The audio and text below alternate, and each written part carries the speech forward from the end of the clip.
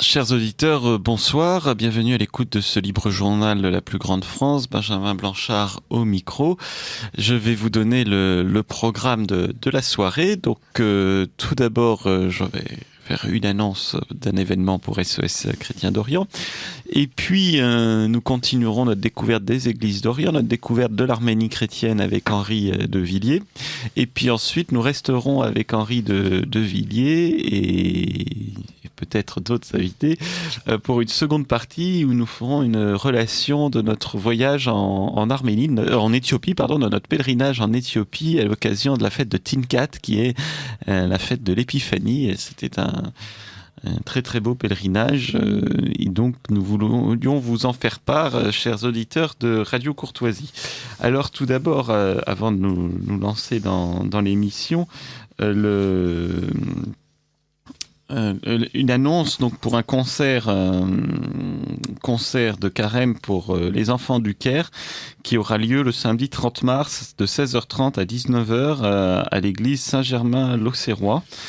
Donc ce sera au profit de l'école pour les chiffonniers du Caire du quartier d'Esbet El Nar, donc que nous soutenons depuis un moment. Je vous rappelle, grâce à notre soutien, les sœurs, les religieuses coptes ont pu terminer de rembourser l'emprunt pour l'achat du terrain.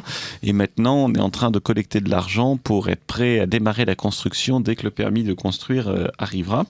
Et ça sera pour environ 2500 enfants donc du quartier de chiffonniers d'Esbet El Nar. Donc ce sera le 30 mars à 16h30 à Saint-Germain-l'Auxerrois à Paris. Et ça sera avec Joseph Kosman, ténor, et Zoé Galmich, soprano, et qui seront accompagnés par Philippe Ourselin, qui est organiste, qui est organiste à Notre-Dame-des-Champs à Paris, l'organiste titulaire de Notre-Dame-des-Champs, et qu'on peut parfois entendre dans notre paroisse Saint-Eugène, dans le 9e arrondissement, puisque de temps en temps, il remplace le titulaire. Et puis, il y aura également une exposition de photographie de Barbara Violet qui nous plongera au cœur de la vie du Caire. Et cette exposition se tiendra durant toute la durée du carême dans l'église. Et enfin, je précise que ce concert est à entrée libre, donc vous êtes vraiment les bienvenus. Et ensuite, il y aura des corbeilles si vous souhaitez nous aider. Donc le 30 mars à 16h30 à Saint-Germain-l'Auxerrois. Donc voilà pour les annonces l'annonce plutôt qui était brève. Et donc nous retrouvons Henri de Villiers. Bonsoir Henri. Bonsoir Benjamin, bonsoir chers auditeurs. Voilà pour notre énième émission ensemble. Je ne compte plus, mais c'était un beau projet. Et je remercie d'ailleurs tous les auditeurs qui nous envoient des messages ou qui nous interpellent dans différents lieux pour nous faire part de leur intérêt pour ces émissions. C'est vraiment un encouragement, je crois.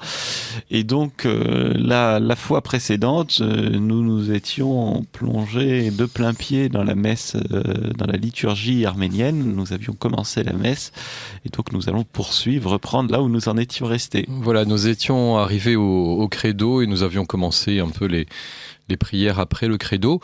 On va reprendre à cet endroit. Comme à chaque fois, j'aime bien rappeler pourquoi nous faisons cela. C'est pas simplement par but ethnographique, on va le dire, mais c'est aussi pour prier ensemble, prier avec nos frères d'Orient, avec les mots qu'ils utilisent pour louer le Seigneur, et puis pour voir aussi au travers de cela à quel point nos racines sont communes, à quel point nous partageons non seulement la même foi, mais aussi les mêmes rites, les mêmes liturgies, avec des formes, avec des formules différentes peut-être, mais substantiellement... Le squelette reste le même. Oui, voilà, l'ossature remonte aux apôtres et ensuite la harpe du Saint-Esprit a fait jouer des partitions diverses selon les États, les peuples, les nations, l'histoire, à collaborer avec les hommes, mais cette œuvre divino-humaine qu'est la liturgie, en fait, elle est substantiellement la même, quelle que soit l'église, quel que soit le rite qui est pratiqué. Alors, nous en étions restés, donc nous avions entendu le credo, je crois. Donc, rappelez-nous où est placé le credo, puisqu'il y a une petite différence avec notre liturgie latine que nous connaissons. Le credo qui est substantiellement le credo de Nicée, mais avec une forme un peu plus élaborée, un peu plus développée. À la première personne du pluriel. À la première personne du pluriel, vous avez bonne mémoire, Benjamin. Et qui est placé, comme dans le rite latin, juste après l'évangile, ce qui est une anomalie, à vrai dire, puisque les catéchumènes, théoriquement, sont toujours là. Or, ceux-ci ne doivent avoir le credo qu'à l'extrême bout de leur catéchuménat, juste avant d'être baptisés, normalement. Mais on monte. C'est pour ça que dans d'autres rites, il est après l'offertoire. Il est après l'offertoire, juste avant le début de l'anaphore, ou bien encore pire, chez les Mozarabes, il est juste avant la communion. Là, c'est peut-être une influence latine qu'il a placé là. Je sais pas, à vrai dire. Ou alors il y a une convergence entre les latins et les arméniens de façon indépendante. Manifestement, si en Arménie comme à Rome, on a placé le credo juste après l'évangile, en fait, ça montre aussi que le moment où cela s'est fait est plutôt tardif, à une époque où on ne baptisait plus des catéchumènes adultes, où tout le monde était baptisé enfant. Donc en fait, le problème n'était pas réel, en fait. Après ce credo, en fait, vont commencer des supplications. Mais pardon, oui. Est-ce qu'on sait pourquoi est-ce qu'il y a eu la nécessité de l'avancer? On comprend pourquoi est-ce que ça ne posait pas de problème. Mais pourquoi cet endroit? C'est vrai qu'on aurait pu le mettre à d'autres moments. Est-ce que c'est pour proclamer la foi au moment où on commence la liturgie des fidèles? Alors, à Rome, on peut dire que la liturgie des fidèles commence après l'homélie, puisqu'on n'a plus trace du renvoi des catéchumènes, qui a existé à une époque, mais qui est tombé de fait lorsqu'il n'y a plus eu de catéchumènes adultes à baptiser.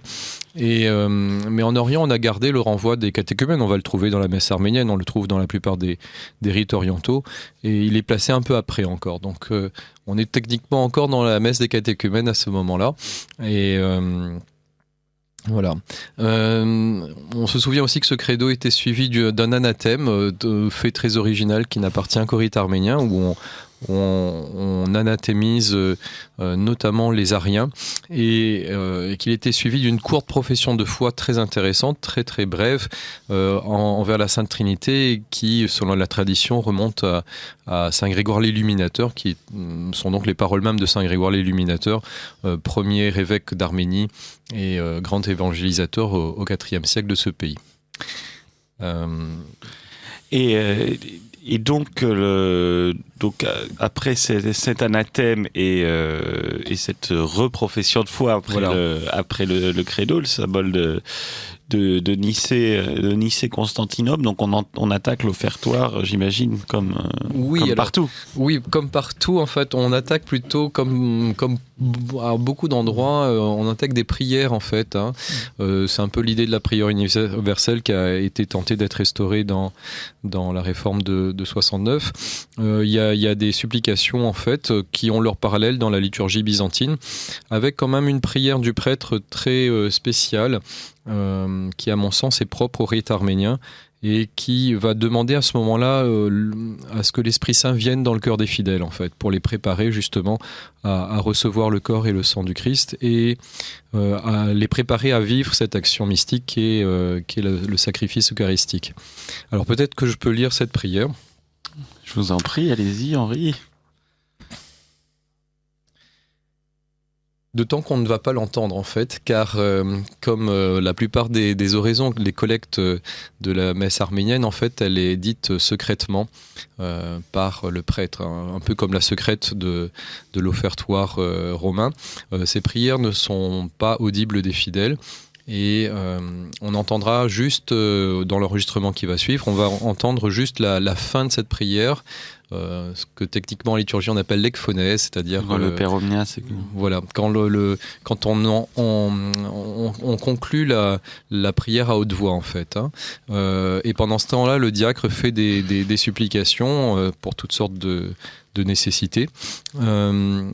Cette pratique de dire des oraisons en secret est très ancienne, puisqu'en fait, l'empereur Justinien s'en offusquait et a essayé de réagir contre ça de son temps.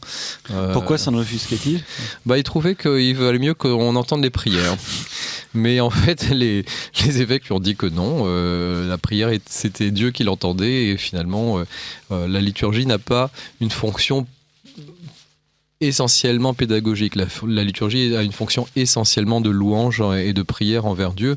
Bien sûr, il y a de la pédagogie, bien sûr, on enseigne les fidèles, bien sûr, on oriente leurs prières.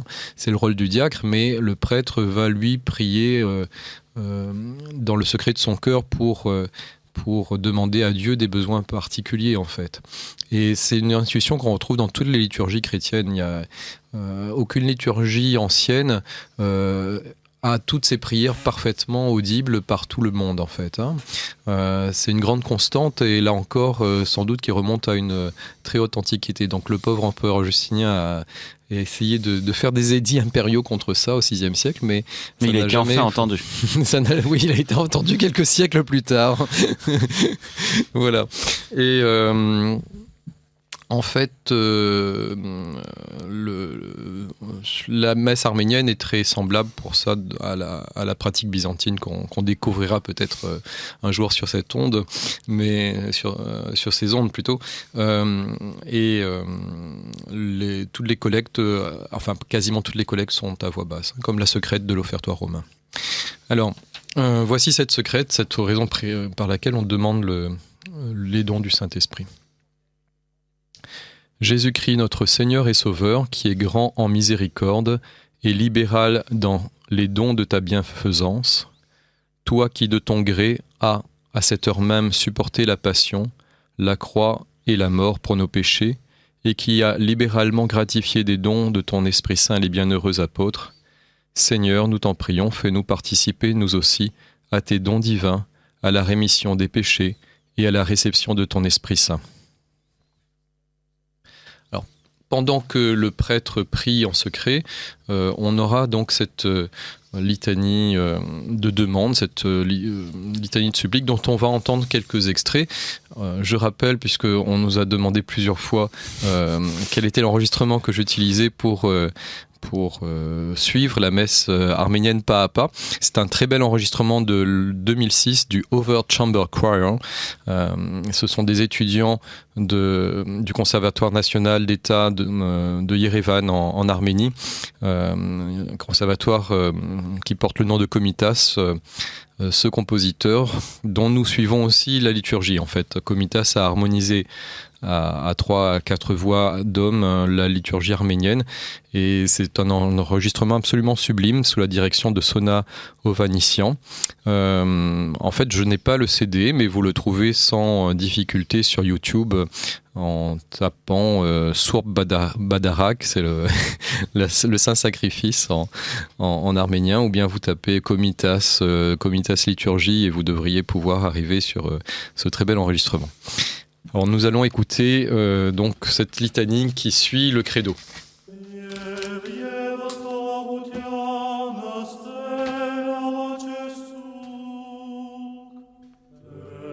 Prions encore le Seigneur pour la paix, et le cœur répond: Seigneur, aie pitié, Kyrie eleison.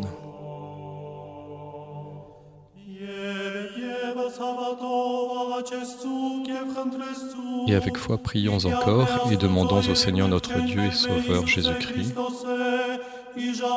en cette heure du culte et de la prière, qu'il nous rende dignes d'être reçus.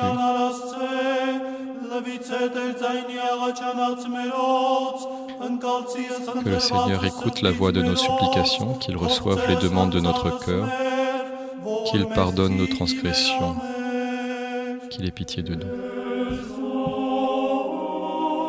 Sauve-nous, Seigneur.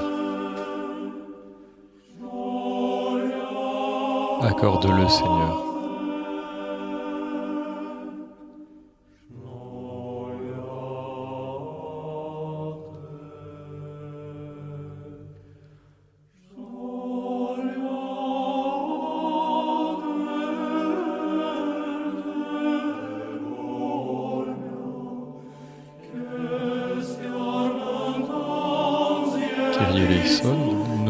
confions à toi, Seigneur.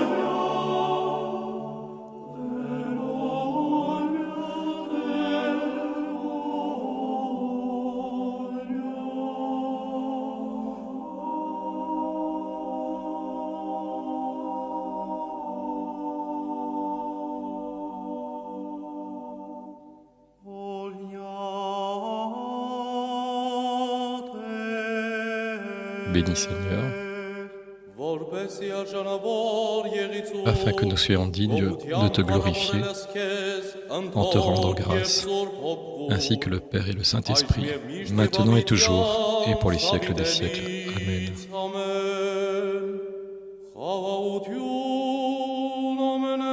Paix à tous.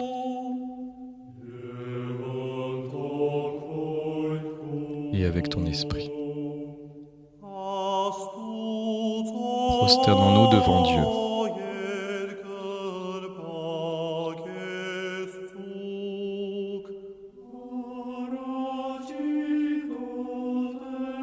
Devant toi, Seigneur.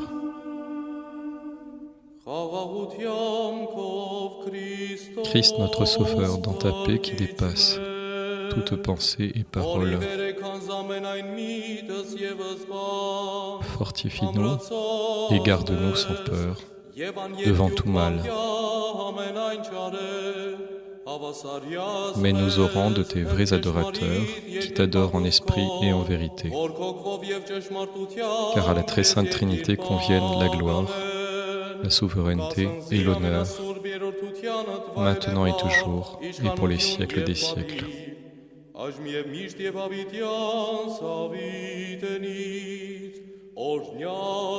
Béni soit notre Seigneur Jésus-Christ. Amen.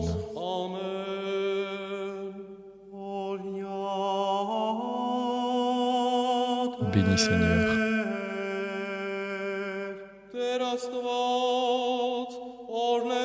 Que le Seigneur Dieu vous bénisse tous.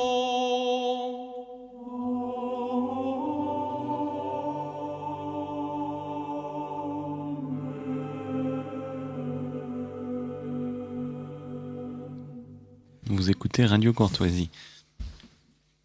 Très bel enregistrement, une fois de plus. Toujours sublime enregistrement de la divine liturgie, du saint sacrifice de la messe arménienne, mise en musique par Komitas, le Vardapet Komitas. Que certains auditeurs ont peut-être pu entendre lors du concert donné en faveur de SOS Chrétien d'Orient par la Cimandre à la mairie du 9e fin janvier, début février, qui a fait salle comble et qui était vraiment un grand succès. Hélas, je ne pouvais pas y être, mais j'ai eu J'y étais. Très bon. Voilà. C'était vraiment formidable. Voilà, et je crois que Komitas était bien représenté. Oui, tout à fait. Alors après cette litanie, arrive la conclusion de la messe des catéchumènes, avec le renvoi des catéchumènes en fait, qui va être chanté par le diacre et qui est conservé donc dans la liturgie arménienne. C'est une trace assez intéressante d'archaïsme en fait, de conservation des structures anciennes de la liturgie, et ainsi s'achèvera la messe des catéchumènes. Et bien sûr, ce sont les seuls qui l'ont conservé ou... Non, on l'avait vu pour les Éthiopiens par exemple. La plupart des rites orientaux l'ont gardé en fait. Et en Occident, en Occident, pas à ma connaissance. Je ne sais plus, il me semble que chez les Mozarabes, ça a été gardé aussi. Mais on a des traces dans les manuscrits, mais ça a disparu. Voilà. Mais votre dernière messe mozarabe remonte un peu à quelques années. Oui, voilà. J'aimerais bien rechanter une nouvelle messe mozarabe, mais Dieu le permettra, je l'espère. La messe arménienne poursuit son cours avec un autre moment fort de la liturgie qui va être la grande entrée. c'est la troisième procession, à vrai dire. Il y a eu une première procession au tout début, souvenez-vous, chers auditeurs, qui symbolisait un peu l'incarnation du Verbe, et où le prêtre descendait et faisait le tour de l'assemblée en donnant sa croix à baiser aux fidèles. Et la deuxième procession est très importante aussi, avec l'évangile. Avec l'évangile, où là, en fait, c'est le verbe de vie qu'on porte très solennellement. On se souvient que le diacre, par révérence pour le Saint-Évangile, portait celui-ci dans un voile que le prêtre lui avait remis. Et la troisième entrée, en quelque sorte, la troisième grande procession, c'est la procession des saints dons, du pain et du vin qui vont devenir le corps et le sang du Christ dans l'anaphore.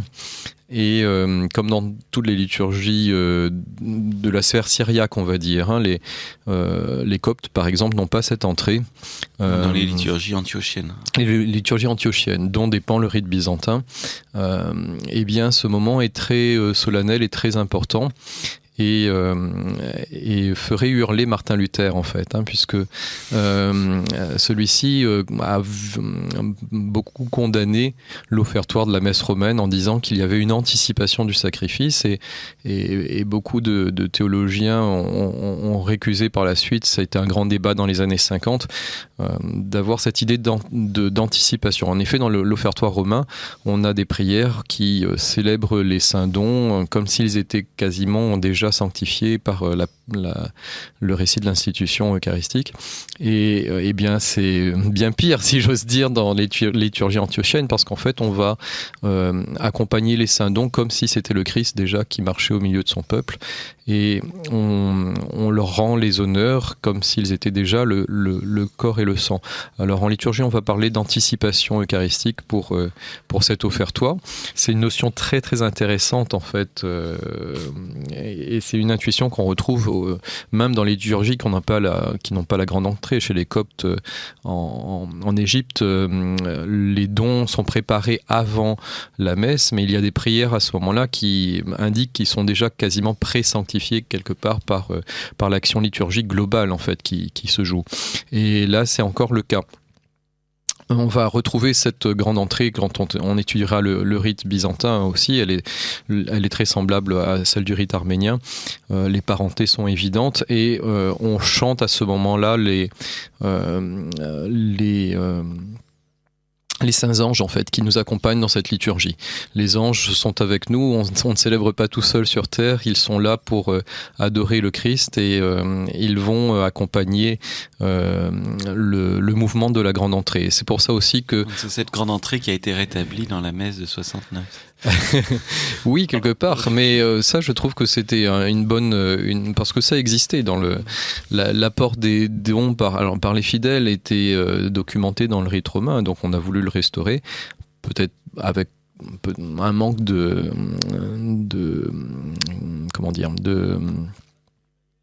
solennité peut-être, ou bien de sacralité surtout, et ça, il y a un côté qui reste parfois un peu trivial malheureusement dans la réalisation pratique, mais et qui n'a pas le faste d'une grande entrée antiochienne, arménienne ou byzantine. Et là, les saints dons vont être portés processionnellement. Ils sont accompagnés par le bruit qu'on n'entendra pas dans l'enregistrement, parce que c'est pas un enregistrement d'une liturgie, ça a été fait en studio pour le disque.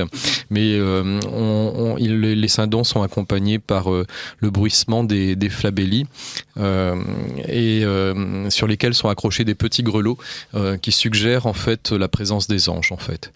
Et cette présence des anges est importante puisque nous sommes dans une action commune du ciel et de la terre. C'est une fenêtre sur le ciel qui s'ouvre à nous lors d'une célébration de la liturgie, et cette procession est un moment clé. Cette grande entrée de l'offertoire, en fait, est un parallèle de celle de l'évangile.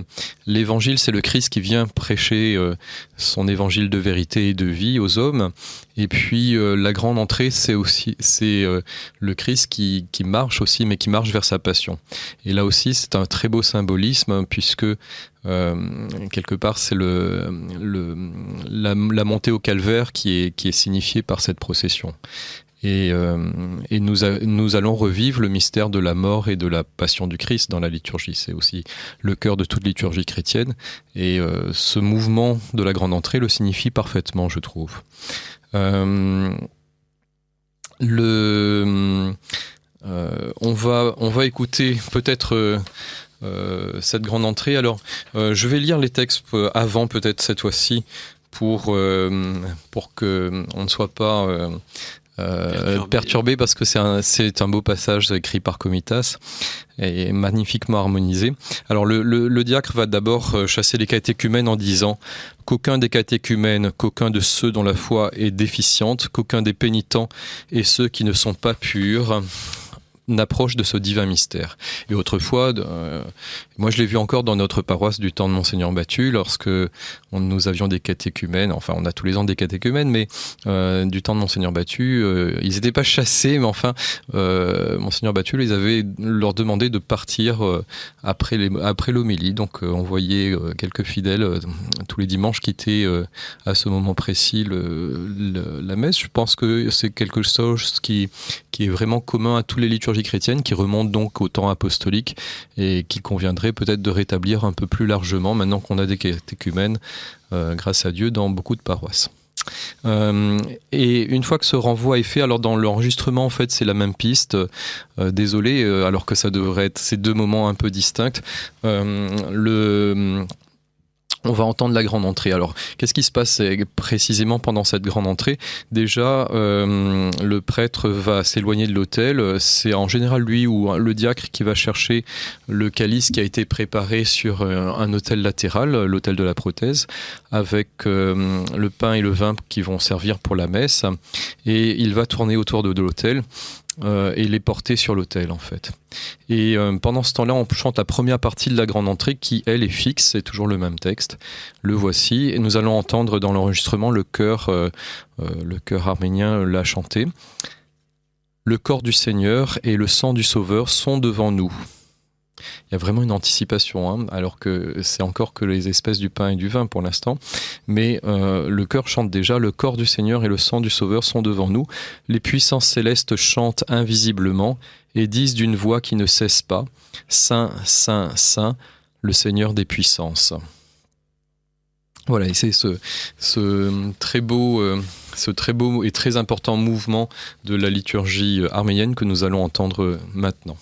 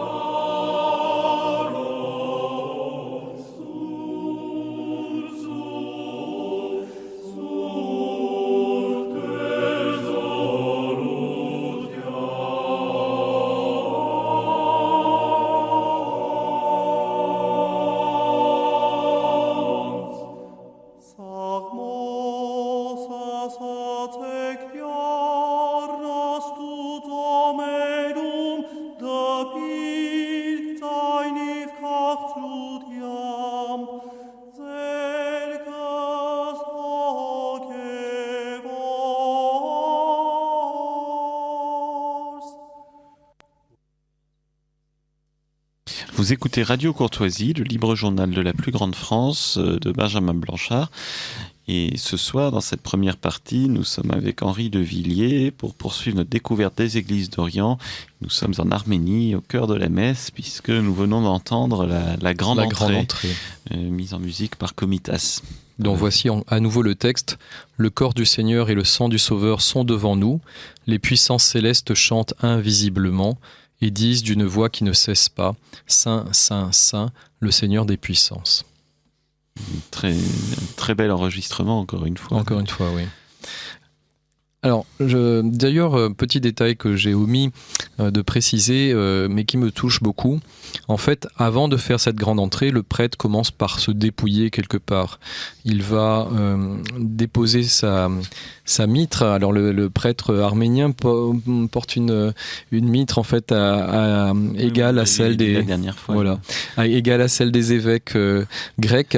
Et les évêques arméniens portent des mitres latines en fait. Enfin, l'équivalent de la mitre latine. Donc le prêtre, c'est une sorte de couronne. C'est une couronne en fait qu'il porte. Il va se dépouiller de cette couronne. Il va, si c'est un évêque, il va se dépouiller de beaucoup d'ornements. On ferme le rideau d'ailleurs à ce moment-là. Et surtout, il va se déchausser en fait. Le célébrant porte des sandales liturgiques, comme les évêques latins. Et c'est aussi un détail très important qui remonte à l'Antiquité chrétienne. Et quelque part, il y a une kénose du célébrant aussi qui va accompagner la kénose du Christ. La kénose, c'est l'anéantissement de la croix. Et le célébrant arménien manifeste par là qu'il doit se faire humble face à son Seigneur qui vient souffrir sa passion. Et il se dépouille en quelque sorte. Et il reste dépouillé jusqu'à la fin Jusqu'à la fin, oui. Et l'enregistrement, j'avais omis de le traduire. On a entendu donc le chœur chanter, puis ensuite le diacre invité encore à chanter, puisqu'il disait « Psalmodiez au Seigneur notre Dieu, chantez doucement des cantiques spirituels ». Et le chœur va répondre à cette invitation avec la deuxième partie de la grande entrée, qui elle est variable en fait, et qui s'appelle Agiodi. Et cette partie va reprendre souvent la même structure que la première partie Marmin Derunagan qu'on vient d'entendre. Et voici le texte pour les dimanches et pour les fêtes de l'Église. Dieu, tu as comblé ta sainte Église par les ordres angéliques. Des milliers de milliers d'archanges se tiennent devant toi et des myriades de myriades d'anges te servent, Seigneur.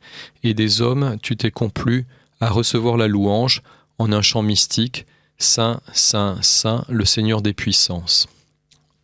Donc cette deuxième partie reprend la même conclusion que la première partie. Nous n'allons pas l'entendre puisque dans cet enregistrement, ils n'ont pas mis le texte du dimanche, mais le texte de Pâques et des fêtes de la croix. Voici ce texte que nous allons entendre, cette deuxième partie de la grande entrée. Qui est comme notre Dieu qui fut crucifié pour nous, enseveli et ressuscité, qui fut fidèle au monde et monté aux cieux avec gloire. Venez peuple, chantons-lui des bénédictions avec les anges en disant « Saint, Saint, Saint, le Seigneur notre Dieu ». Donc on voit toujours cette insistance de la liturgie arménienne à rappeler que nous ne sommes pas seuls dans la célébration et que les chœurs des anges sont unis avec la terre pour célébrer cette action mystique qu'est la liturgie en fait. Donc nous allons entendre encore ce très bel enregistrement du chœur du Conservatoire national Komitas de Yerevan. Et c'est donc la divine liturgie arménienne par le Vardapet Komitas. Là, le Komitas a choisi de traiter assez différemment le chœur. On avait une harmonisation très, je n'allais pas dire classique, mais assez proche de ce qu'on peut avoir dans la musique russe du 19e siècle dans la première partie. Ici, on a quelque chose d'un peu plus oriental, avec un soliste qui va commencer à chanter ce texte des fêtes de la Croix et de Pâques.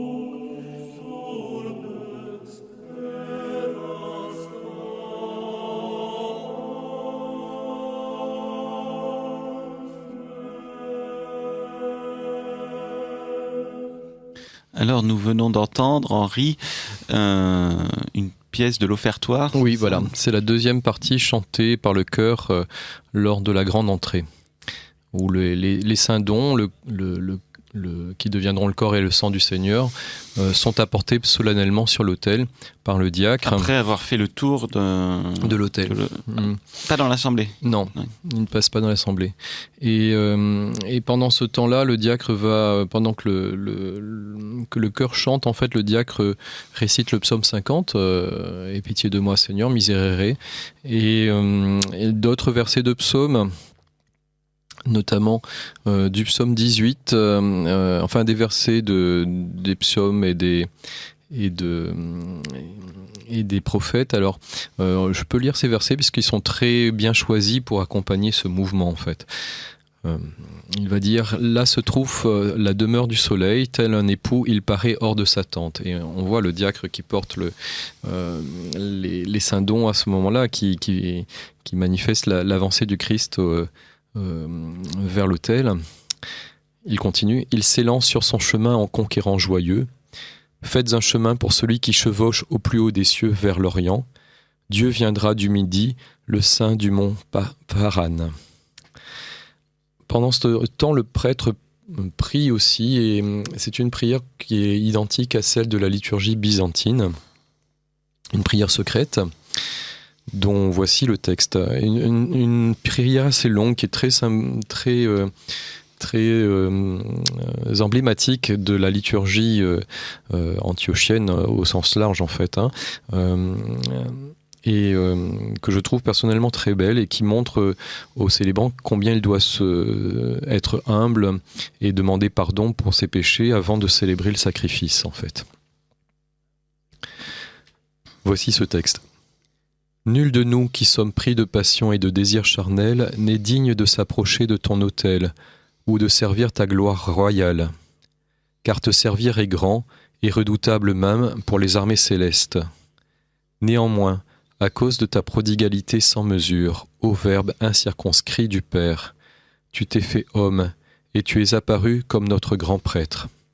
Et en tant que maître de tous, tu nous as légué le sacerdoce de ce ministère et l'immolation non sanglante. Car c'est toi, Seigneur notre Dieu, qui domine sur toutes les créatures célestes et terrestres. Toi qui es assis sur un trône fait de chérubins, Seigneur des séraphins et roi d'Israël, qui est seul et qui repose parmi les saints. Je t'en prie, toi qui es seul bienfaisant, jette tes regards sur moi, ton serviteur pécheur et inutile, et purifie mon âme et mon esprit de toute souillure, du mal. Rends-moi capable, par la force de ton Esprit Saint, moi qui suis revêtu de cette grâce sacerdotale, de me tenir devant ce saint autel, et d'immoler ton corps immaculé et ton précieux sang. Inclinant devant toi mon front, je te supplie de ne pas détourner de moi ta face et de ne pas me rejeter d'entre tes serviteurs. Mais consens à ce que cette oblation te soit offerte par moi, pécheur, et ton indigne serviteur. Car c'est toi qui offres et qui es offert, qui reçoit et est donné, Christ notre Dieu, et c'est à toi que nous rendons gloire, ainsi qu'à ton Père sans commencement, et à ton très saint et bienfaisant Esprit, maintenant et toujours, et dans les siècles des siècles. Amen. Vous écoutez Radio Courtoisie. Arrive un moment très touchant également, puisque le diacre porte le calice avec le vin et l'hostie, qui sont sous un voile, souvent magnifique d'ailleurs. Des œuvres d'art toutes particulières sont que ces voiles de calice arméniens. Et là, on a vu, c'est une anticipation du sacrifice, et donc quelque part mystiquement, ce sont déjà les saintes espèces, les saints dons, déjà quelque part pré-sanctifiés, et il va les transmettre au prêtre avec un dialogue magnifique qui reprend le texte d'un psaume, le psaume 23, Donc le diacre va tenir devant lui les saints dons en disant porte, levez vos frontons, élevez-vous portes éternelles, qu'il entre le roi de gloire. Et le prêtre lui dit, qui est ce roi de gloire ?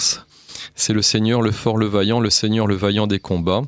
Le diacre répète, porte, levez vos frontons, levez les portes éternelles, qu'il entre le roi de gloire. Qui donc est ce roi de gloire, répond le prêtre. C'est le Seigneur, Dieu de l'univers. C'est lui le roi de gloire, répond le diacre. Et le prêtre finit, béni soit celui qui vient au nom du Seigneur. Alors, c'est un dialogue qui n'est pas chanté, qui est juste récité entre le célébrant et son diacre. Et là, le diacre transmet les saintes espèces, le roi de gloire qui vient sur l'autel. Et en fait, l'autel devient le trône du Christ à ce moment-là. On va ensuite avoir une deuxième partie. On a donc eu cette grande entrée magnifique, solennelle, enveloppée de la grâce des armées angéliques et des splendeurs de la gloire. Et pourtant, c'est la passion du Christ qui démarre quelque part liturgiquement. Mais une passion qui nous mène vers la gloire de la résurrection. D'où cette anticipation, ce côté glorieux aussi de ce moment tout particulier. Et ensuite, il va y avoir diverses oraisons qui vont nous conduire au baiser de paix. La plupart des liturgies, on l'a vu, on en a déjà parlé, vont placer le baiser de paix à l'offertoire.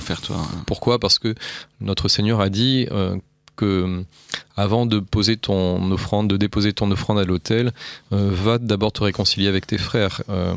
Donc en général, les liturgies placent le baiser de paix à ce moment-là. Sauf le rite romain et l'ancien rite africain pratiqué en Afrique romaine, c'est-à-dire la Tunisie et l'Algérie actuelle, par des pères comme Saint Cyprien ou Saint Augustin, qui plaçaient le baiser de paix à l'endroit actuel de la messe romaine, avant la communion en fait. Et l'idée était de recevoir la paix du sacrifice eucharistique. Et en fait, le rite arménien place, comme tous les autres rites et les liturgies byzantines, syriaques, le baiser de paix à l'offertoire, à la fin de l'offertoire. Mais sans doute peut-être par contact prolongé avec les latins au moment des croisades, en fait, il va garder cette idée aussi de la paix qui est reçue du sacrifice. Donc ils le font deux fois ? Donc non, ils le font qu'une seule fois, mais on va le voir, en fait, le prêtre va toucher avec sa main le pain et le vin qui sont déjà pré-glorifiés quelque part, avec cette anticipation de la consécration qu'on a chantée. Et ensuite va donner sa main à baiser au diacre, qui va porter la paix au premier dans l'assemblée. Traditionnellement, c'est une autorité qu'on veut honorer et qui, elle, va la transmettre au reste de l'assemblée. Alors, ce moment de la paix est précédé de plusieurs prières qu'on va écouter maintenant, et on reviendra sur le baiser de paix. Ensuite, je vais commenter et traduire pendant ce temps.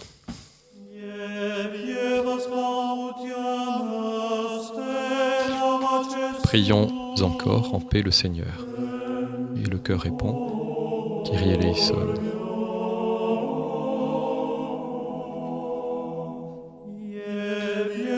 Avec foi et pureté, tenons-nous encore avec crainte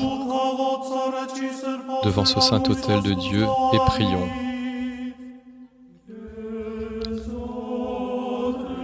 Sauve, Seigneur, et aie pitié.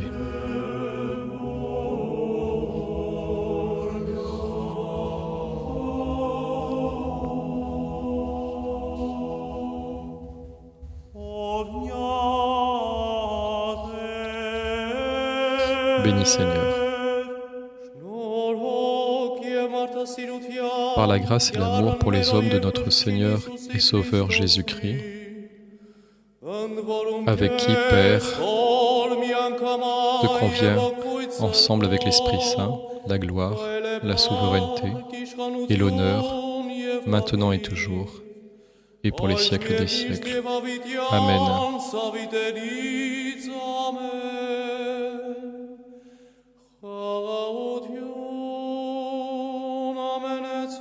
Paix à tous. Et cum spiritu tuo et avec ton esprit.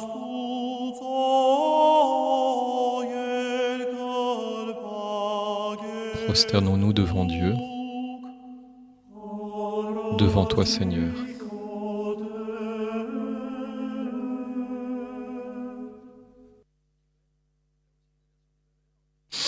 Alors c'est une prière d'offertoire que nous avons à ce moment-là, et on a entendu dans l'enregistrement l'ecphonèse, c'est-à-dire la conclusion, mais je vais vous lire le texte qui est dit en secret par le prêtre à ce moment-là, et qui est tout à fait en phase avec la théologie traditionnelle de l'offertoire latin, si décriée dans les années 50, qu'on a tellement voulu anéantir,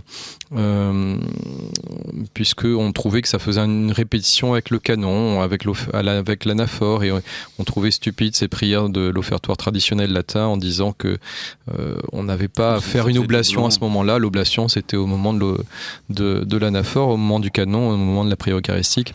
Et donc, on a substitué un nouvel offertoire assez fade, soit dit en passant. Désolé, chers auditeurs, mais vraiment, je déteste cet offertoire qu'on nous a trouvé pour la liturgie réformée latine. Qui est d'une grande pauvreté. Il y a rien d'hérétique dedans, mais c'est vraiment très pauvre. Et voici une prière assez semblable à celle que le rite romain place à l'offertoire. Et voici donc cette prière que dit le prêtre à voix basse pendant que le diacre chante et que le chœur répond Kyrie eleison et d'autres réponses. Seigneur Dieu des puissances, qui a créé tout l'univers et a amené toutes choses du néant à l'existence, qui dans ton amour pour les hommes nous a députés comme ministres d'un tel mystère redoutable et ineffable, toi Seigneur, à qui nous offrons ce sacrifice, accepte de nous cette oblation et accomplis-la en sacrement du corps et du sang de ton Fils unique. Donne ce pain et ce calice comme remède en rémission des péchés à nous qui en goûtons. Par la grâce et l'amour pour les hommes de notre Seigneur et Sauveur Jésus-Christ, avec qui, Père, te convient, ensemble avec l'Esprit Saint, la gloire, la souveraineté et l'honneur, maintenant et toujours, pour les siècles des siècles. Amen. Donc c'était une oraison qui avait valeur d'oblation. On offre déjà le pain et le vin qu'on vient de placer sur l'autel, et on arrive au baiser de paix maintenant.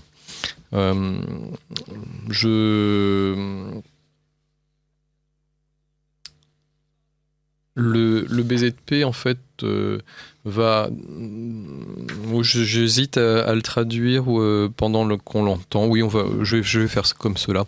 On va l'écouter, on va écouter le diacre proclamer la paix, et on en reparlera ensuite encore.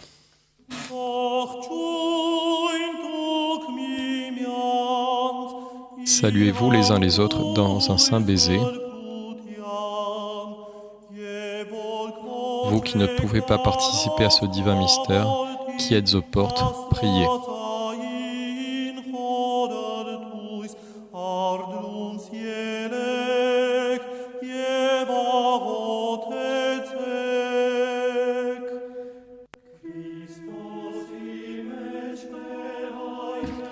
Le Christ s'est manifesté au milieu de nous. Dieu qui est l'être par essence est présent ici. La voix de paix a retenti. Ordre d'un saint baiser a été donné. L'Église est devenue une seule âme. Le baiser a été donné en lien parfait. L'inimitié est éloignée. Et l'amour a été répandu sur nous tous.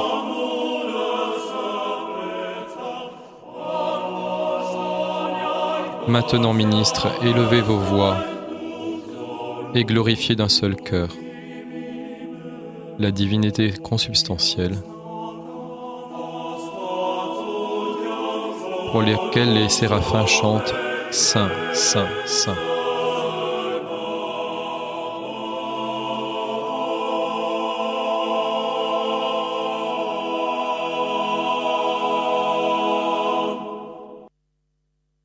Alors vous écoutez Radio Courtoisie, le libre journal de la plus grande France de Benjamin Blanchard. Et dans cette première partie, nous sommes toujours avec Henri de Villiers à la découverte des églises d'Orient en Arménie. Et nous sommes au BZP, donc dans l'offertoire de la messe arménienne. Avec cette sublime antienne qu'on vient d'entendre, si belle, si bien harmonisée par Komitas et si bien interprétée par ce chœur du Conservatoire national d'Arménie. Qui est vraiment d'une grande beauté. Donc le chœur chante pendant qu'on se donne la paix, le diacre la porte à l'assistance, je dis qu'il la recevait de la main du prêtre, qui lui-même avait touché les saintes espèces. Et est-ce que le peuple s'en enduit comme on voit par exemple chez les Syriaques ? Non, je pense pas. J'ai pas souvenir, il me semble pas. Et en revanche, il y a un petit dialogue entre celui qui donne la paix et celui qui la reçoit en fait, hein, comme dans le rite romain, c'est paix à toi et on répond et à ton esprit. L'ancien rite de Paris qui a été supprimé au XIXe siècle, mais qui remonte au Moyen-Âge, avait une petite variante. Celui qui donnait la paix disait « paix à toi et à l'Église », et on répondait « et avec ton esprit ». Et selon les commentateurs, cette version était plus ancienne et remonterait à l'ancien rite des Gaules avant sa suppression par Charlemagne.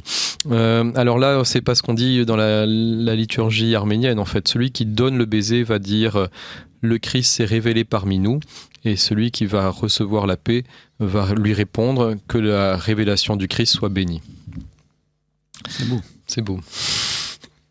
Et c'est aussi ce que chante le chœur, hein. Le Christ s'est manifesté au milieu de nous, et le baiser a été donné, l'inimitié s'est éloignée, la charité s'est diffusée, et on se joint aux anges et aux séraphins pour chanter Saint, Saint, Saint. Ensuite arrive, c'est la fin de l'offertoire, qui est assez simple dans sa structure, hein. On a la grande entrée, une prière d'oblation, d'offrande, et puis le baiser de paix.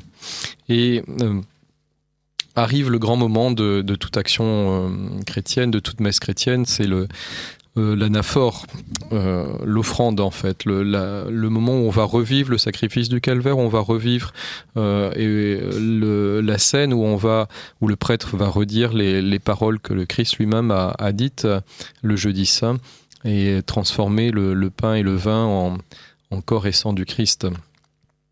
Comme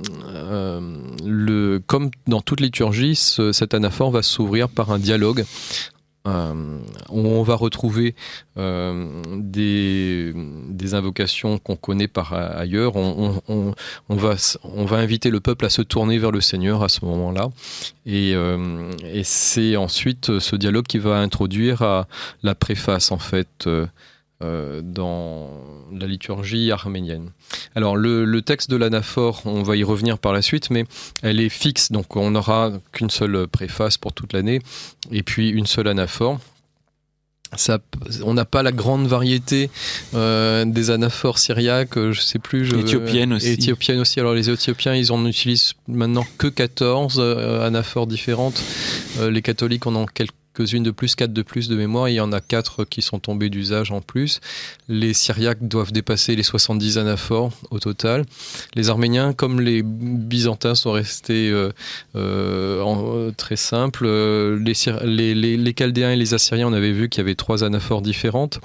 Les Byzantins utilisent couramment Saint Basile et Saint Jean Chrysostome. Et les Coptes en ont 4 également. Les Arméniens n'en ont qu'une. C'est la même anaphore qui sert tout le temps et qui est attribuée à saint Athanase. Comme dans la messe latine. Comme dans la même messe latine, exactement. C'est le même canon toute l'année. On sait quand même qu'il y a eu une autre liturgie. Pour les historiens de la liturgie chrétienne, c'est assez intéressant d'ailleurs. Il y a eu un autre canon. Donc là, celui qu'on va écouter, ça va être l'anaphore de saint Athanase, qui, dans sa rédaction, remonte au moins au VIe siècle en fait, et dont la version actuelle remonte au XIIIe siècle, et qui est déjà à peu près en place au Xe siècle. Il y a quelques petits changements au XIIIe siècle.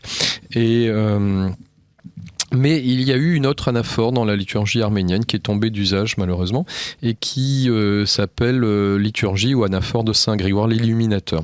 Et en fait, c'est le texte ni plus ni moins que l'anaphore de Saint Basile. Ce qui est assez intéressant, puisqu'on se souvient, Saint Grégoire l'Illuminateur a été sacré par l'évêque de Césarée, ou Césarée de Cappadoce, dont la grande figure emblématique est Saint Basile le Grand, Saint Basile de Césarée. Et en fait, les Arméniens ont utilisé la liturgie de Césarée au départ. Cette liturgie est très longue, et donc je pense que ils ont conservé la plus courte. Ils ont conservé la plus courte, exactement. Et comme les Byzantins, du reste, puisque les Byzantins ont quasiment tout le temps la liturgie de Saint Jean Chrysostome, qui est très courte. Sauf pour quelques grandes fêtes. Voilà. Sauf pour, on n'a pas osé y toucher aux jours les plus solennels, c'est-à-dire le carême, et puis les vigiles de certaines grandes fêtes. Donc la veille de Noël, la veille de l'Épiphanie, par exemple. Mais elle est notablement plus longue, et je pense que même si elle est très très belle et très bien rédigée, elle est très typique aussi des liturgies du IVe siècle. On a d'autres textes qui remontent à cette époque qui sont encore beaucoup plus longs, et je pense que c'était un temps où on pouvait passer 4 heures dans une église sans que les fidèles lèvent un sourcil, et d'autres formes un peu plus concises ont supplanté malheureusement peut-être ces formes anciennes du culte chrétien. Mais bon, il reste quand même des manuscrits de cette liturgie de Saint Grégoire l'Illuminateur, et certains spécialistes l'étudient parce que évidemment ça permet de bien comprendre les évolutions de la liturgie de Saint Basile.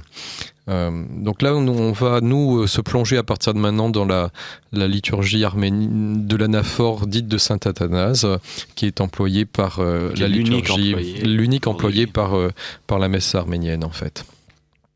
Donc on va écouter le dialogue de la préface.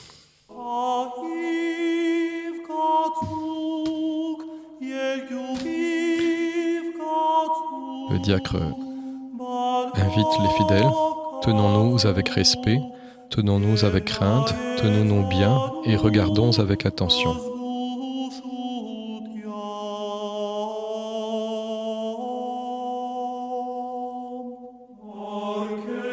Vers toi, ô Dieu.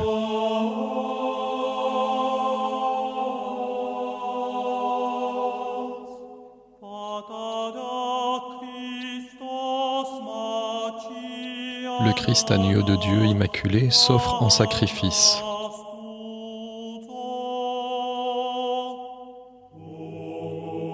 Miséricorde, paix et sacrifice de louange.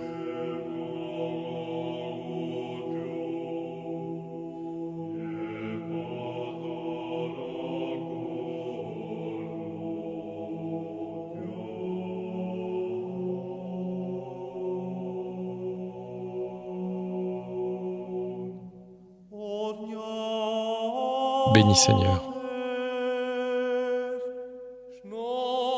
Le prêtre continue.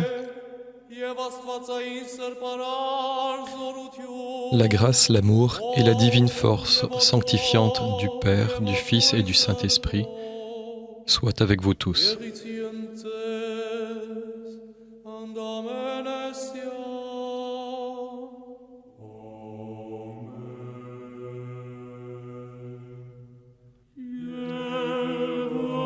Amen, et avec ton esprit.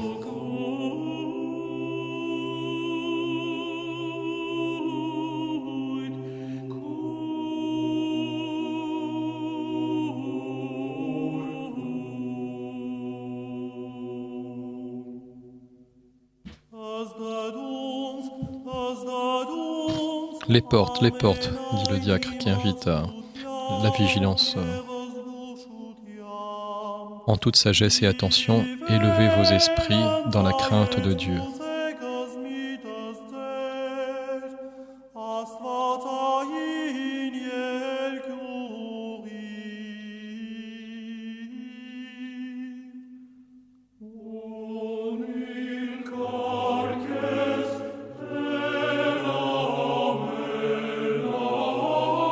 Nous le tournons vers toi, Seigneur Tout-Puissant.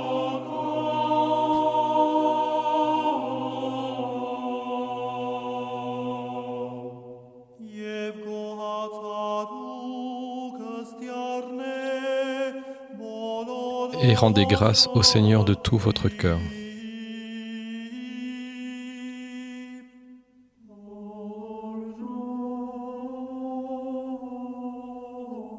Cela est juste et bon.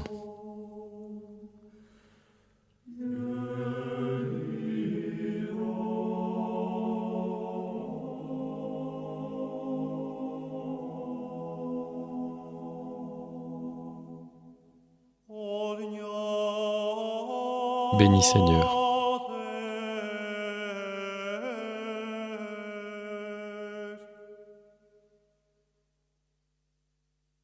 Vous écoutez Radio Courtoisie. Et nous venons d'écouter le dialogue de la préface. On reconnaît quelques réponses qu'on a déjà entendues dans d'autres liturgies et certaines vraiment propres à la messe latine aussi. Voilà. Et alors pourquoi les portes ? Alors les portes, Dvieri en slavon, on a ça aussi dans la liturgie byzantine parce qu'en fait les catéchumènes, les pénitents ont été chassés et on doit fermer les portes en fait. Ne peuvent être entrés dans l'église à ce moment-là que les fidèles. C'est ce qu'on appelait dans l'Antiquité chrétienne, au temps des pères de l'Église, la discipline de l'arcane. C'est-à-dire que les mystères de l'Église doivent être réservés aux chrétiens eux-mêmes. Non pas que le christianisme soit une religion proprement ésotérique, mais il y a une prudence des pères de l'Église contre les profanations. Et les choses les plus saintes doivent être réservées aux saints. Et selon la parole de l'Évangile, on ne peut pas donner aux porcs les perles du royaume, en fait. Et de ce fait, dans toutes les liturgies chrétiennes, il y a eu un secret à divers moments de la liturgie, mais en particulier au moment de l'anaphore. Et ça va se traduire par le fait que la plupart des prières vont être à voix basse, en fait, pour éviter aussi la profanation. C'est la discipline de l'arcane qui, dans l'Antiquité, entourait l'anaphore, le canon eucharistique, entourait également le Notre Père. On ne pouvait pas, c'était la prière des enfants, mais qui ne devait pas être divulguée en dehors du cercle de la famille chrétienne et qui n'était restituée qu'en dernière limite aux baptisés, enfin aux néophytes juste avant son baptême. Et le symbole de foi aussi faisait partie de la discipline de l'arcane. C'était quelque chose qui devait être préservé au temps des persécutions. Et au temps de l'islam, en fait, en Orient, cette discipline de l'arcane avait encore une raison d'exister beaucoup plus qu'en Occident, pour éviter les profanations. Et dans certains rites, chez les Assyro-Chaldéens par exemple, les prêtres devaient connaître tout par cœur pour ne pas avoir de texte qui puisse être utilisé par les infidèles pour contrefaire la liturgie chrétienne. On a eu le même problème en Occident avec les messes sataniques, en fait, qui sont des contrefaçons diaboliques. Et toujours, on a cette volonté de secret, de mystère. Il y a eu des débats en Occident, par exemple, sur l'impression de traduction du canon romain, parce qu'on ne voulait pas que ça tombe aux mains de n'importe qui. On a eu des débats aussi sur le fait d'avoir qu'il fallait brûler les livres et pas les jeter si on n'en avait plus usage, parce qu'il y avait aussi un risque que ça tombe dans des mains impies. Et donc ce mystère qui entoure l'action la plus sacrée de notre liturgie, qui est un peu un fil conducteur qu'on trouve dans tous les rites, en fait. Et c'est pour ça aussi que le canon romain est à voix basse et que la plupart des liturgies orientales vont avoir de très larges parts de l'anaphore aussi à voix basse. C'est pour ça que le rideau est fermé. C'est pour ça que le rideau est fermé, qu'on ferme les portes de l'église, oui. Alors donc dans la liturgie romaine, c'était aussi caché. Oui, puisque on a depuis la contre-réforme des églises très ouvertes avec une grande visibilité. Les jésuites ont beaucoup joué sur le sens de la vue en faisant disparaître les jubés, en faisant disparaître les rideaux, les voiles. À Paris, on a eu des voiles en carême qui masquaient le chœur jusqu'à la fin du 19e siècle, par exemple. Exactement le même voile que dans la liturgie arménienne. Est-ce qu'il était tout le temps fermé pendant le carême ou est-ce qu'il s'ouvrait ? Non, il s'ouvrait en fait. Pendant la messe, il était ouvert. Mais en dehors de la messe, il était fermé. Pour la plupart des offices, il était fermé. Donc il faut imaginer aussi qu'on chantait matine, tierce, sexte, nonne derrière le voile en fait. Mais pour la liturgie eucharistique, pour la Sainte Messe, il était ouvert. Donc c'est pas aussi mystérieux peut-être qu'une liturgie orientale, mais on avait gardé cet aspect qui vient de la primitive Église. Alors justement, le prêtre va dire la préface dans le secret. On en entendra... Il n'y en a qu'une seule ? Il n'y en a qu'une seule. Et on n'en entendra que la conclusion, que l'exphonèse en fait. Comme dans la liturgie byzantine, la préface n'est pas chantée. Elle est dite en secret. C'est un élément fondamental de la prière chrétienne, cette préface. On a tendance à y voir que... un genre d'introduction sympathique dans nos liturgies chrétiennes. Ce qui est piégeux en français, c'est le terme de préface, en fait. On a l'impression que c'est quelque chose qui démarre, mais qui n'est pas vraiment le cœur de l'action. Et en fait, c'est exactement l'inverse. C'est le seul élément qu'on va retrouver dans toutes les liturgies chrétiennes. Dans le canon, en fait. C'est on aura toujours cette préface. Et... préface, préfatio en latin chrétien du IVe siècle, c'est pas du tout le sens de préface actuel. En fait, c'est une proclamation solennelle. Une proclamation de quoi ? De l'action de grâce, en fait. On remercie Dieu et d'être venu au milieu de nous, de nous avoir créés, de nous avoir sauvés surtout, et de nous avoir rachetés par son sang. Et en fait, on se joint à ce moment-là, le prêtre se joint à l'action de grâce du Christ à la messe, à la scène, puisque ce que fait le Christ à la scène, c'est qu'il rend grâce à son Père, en fait. Et c'est là le cœur même de la liturgie chrétienne. C'est la célébration du mystère du salut, qui passe par la passion et la mort et la résurrection du Christ, mais c'est aussi, on se joint dans ce mouvement de notre rédemption à l'action du grâce du Fils au Père, en fait. Et c'est le moment le plus solennel. C'est pour ça la préface est chantée très solennellement en Occident, par exemple. Là, c'est pas le cas en Orient. Je vais lire le texte que dit le prêtre à ce moment. Il commence comme toute préface chrétienne, en fait, par les mêmes termes qu'on retrouve à peu près partout. Il est vraiment digne et juste, en t'adorant toujours avec tout empressement, de te glorifier, Père Tout-Puissant, qui par ton Verbe inscrutable et co-créateur a enlevé le joug de la malédiction. C'est lui qui, ayant pris l'Église, son peuple à lui, s'est approprié ceux qui ont cru en toi. Et en vertu de la dispensation de Dieu en une nature visible par la Vierge, il s'est plu à habiter au milieu de nous. Et se faisant l'architecte divin d'une œuvre nouvelle, il a fait de la terre un ciel. Car celui en présence de qui les légions des anges n'osaient se tenir, épouvantés qu'elles étaient par la lumière fulgurante et inaccessible de la divinité, celui-là, s'étant fait homme pour notre salut, nous a accordé la grâce de former, avec les habitants des cieux, les chœurs spirituels.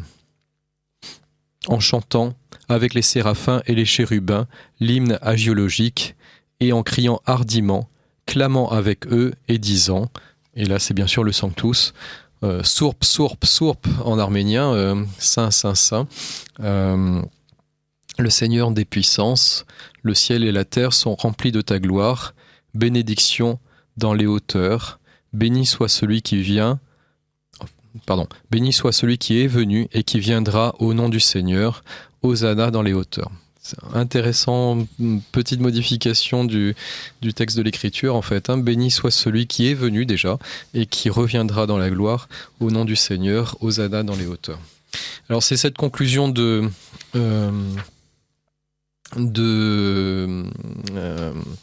la préface, avec de l'ekphonèse de la préface, avec le Sanctus que nous allons écouter. Un très très beau Sanctus de Komitas, là encore.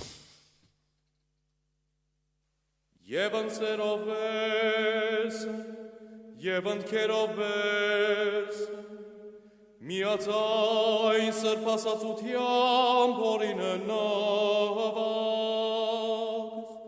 Jev amortsakapes kocelov, agagen nosin jevasen.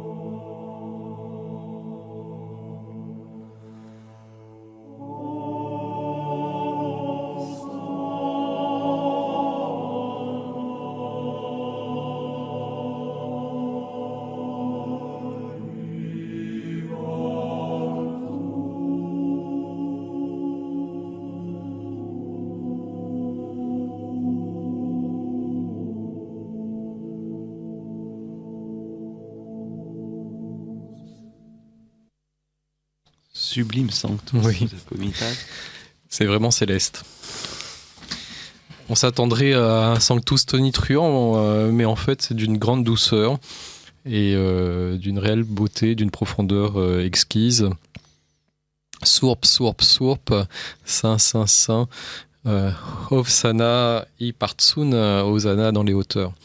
Vraiment une musique particulièrement bouleversante, je trouve. Alors le prêtre, comme dans le rite romain traditionnel, récite pour lui-même le Sanctus en même temps, et puis ensuite commence le canon. Alors pendant que le prêtre, je reviens un peu en arrière, dit la préface à voix basse, j'imagine que le chœur chante quelque chose. Ou l'assemblée reste en silence. Alors l'assemblée reste en silence, mais il le fait pendant le dialogue en fait. D'accord. Et en fait, pendant les dernières réponses, alors dans certains endroits, il y a une réponse un peu plus ample, mais la préface est très courte, très très courte. Si on la comparait avec la liturgie de Saint-Basile, il nous faudrait un quart d'heure pour simplement lire la préface. Enfin, j'exagère un peu, mais c'est un texte très concis ici qui est employé, qui est très beau d'ailleurs. J'aime beaucoup l'idée que les anges étaient aveuglés, épouvantés par la lumière fulgurante de la gloire de la divinité, et que c'est celui-là même, cette gloire même, qui s'est incarnée et qui est venu à notre rencontre, en fait.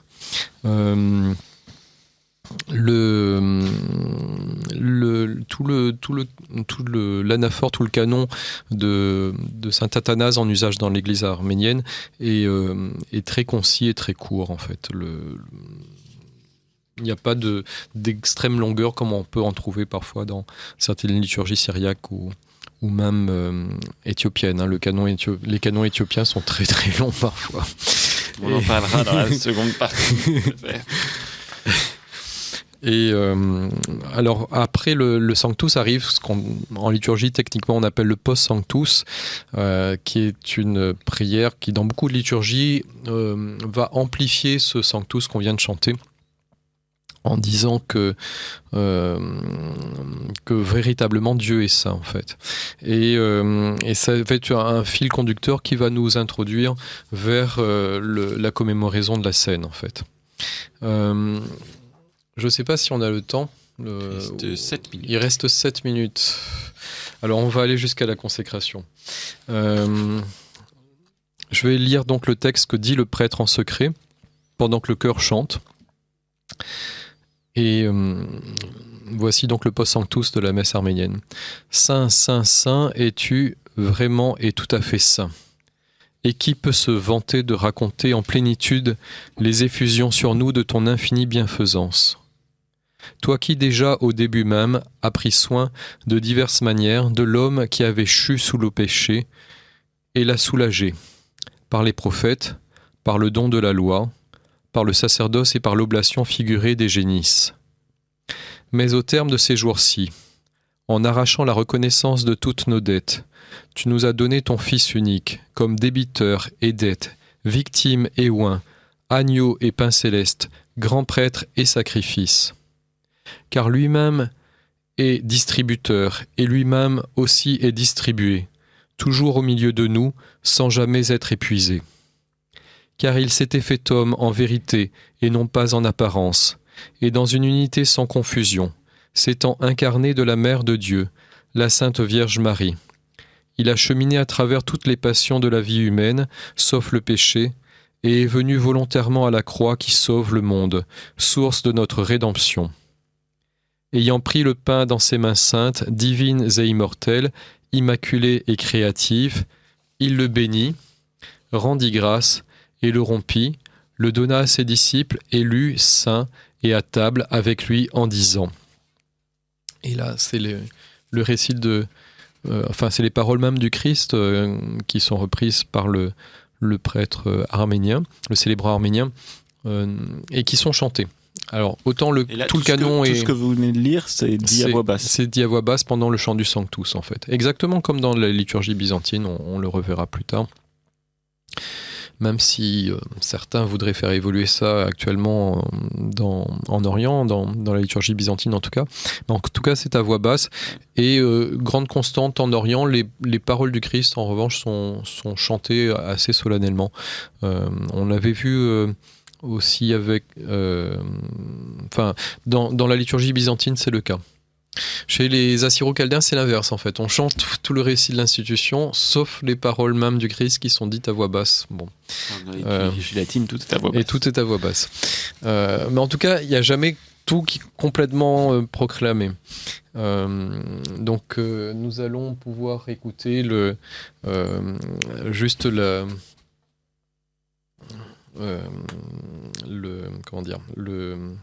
consécration.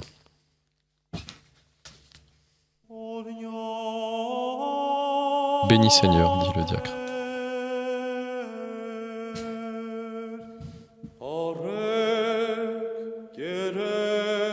Recevez, mangez. Ceci est mon corps, qui est distribué pour vous et pour la multitude, en expiation et en rémission des péchés.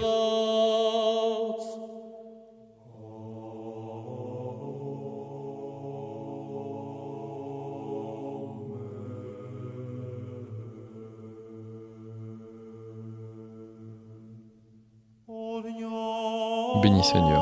Pendant ce temps, le prêtre a dit une partie à voix basse. Et il continue à voix haute. Buvez-en tous, ceci est mon sang, celui de la nouvelle alliance, qui est versé pour vous et pour la multitude, en expiation et en rémission des péchés.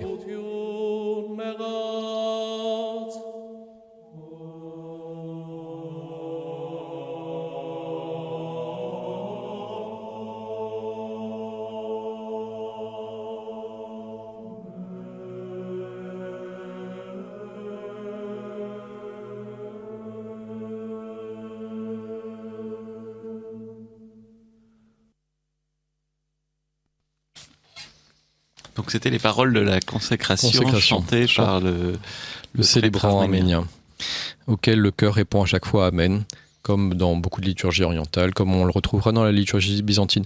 La structure est vraiment très proche de la liturgie grecque en fait ici. Alors pour la dernière minute avant de terminer, donc on va rester à la consécration. Hein, oui. On reprendra la fois suivante. Le mois prochain. En tout cas, je pense que les auditeurs peuvent voir quand même qu'on est, comme à chaque fois, hein, c'est ce que vous disiez en introduction, mais comme toutes les traditions qu'on a découvertes au fil des semaines, en fait, c'est la même chose, c'est la même foi, et c'est finalement la même manière de prier, mais sous des habits un peu différents. Bien sûr. Voilà. Alors,